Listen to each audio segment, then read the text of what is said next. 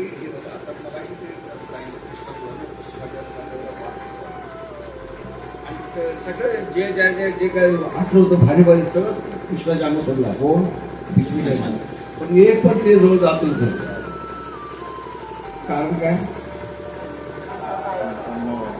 ब्रह्मभाव भगवत भाव जिथं भगवत असेल नाही काळ काय करू शकत नाही. तुकाराम ह्या भावावर गेले म्हणून म्हणतात आता करू दे शक्य करतो का सुद्धा करता जात नाही. आता हे उदाहरण ते आपले की बंडे सगळे ह्या भावावर आहेत आत्मावर भगवत भावावर ब्रह्मावर आहेत. त्यामुळे इथं अजगर साप ते कुठे एकच प्राणी आहे. काय सीता झालं काय ऐकला नसतं गोष्ट पण ऐकला का सीता पण ऐकला आणि सीता लक्षात आला का आता मी सांगितलं सीता लक्षात आला का सीता शोधा नुसतं ऐकत असेल नाही डोळ्यानं पाहायचं कानानं ऐकायचं आणि मनानं सीता शोधा चिंतन तीन नुसतं ऐकणं म्हणजे सुद्धा चिंतन करते त्याला थोडं सीता सापडलं हे ब्रह्मभाव वाटल्यावर काळ काही करू शकत नाही. ब्रह्मभाव वाटल्यावर त्या भीष्माचार्याचं कुठलंच असं कार्य ते करू शकत नाही.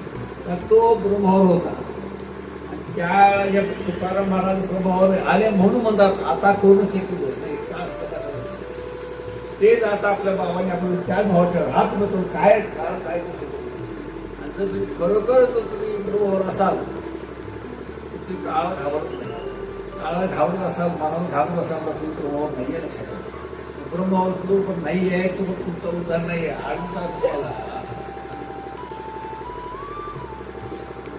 अजून जर तुम्हाला काळाची भीती वाटत असेल मृत्यूची भीती वाटत असेल तर तुम्ही अजून काळाला मात केलेला नाही काळाला घाबरलं नाही काळाला घाबरताय म्हणजे तुम्ही ब्रह्मावर नाही आहे ज्या तुमच्याकडून कळलेलं नाही तर आम्ही करायला एका वाक्यातून अनेक शब्द हे जर भीष्मचार्य हे जरा तुमच्या असं हा आता दोन सेकंड काळा बोला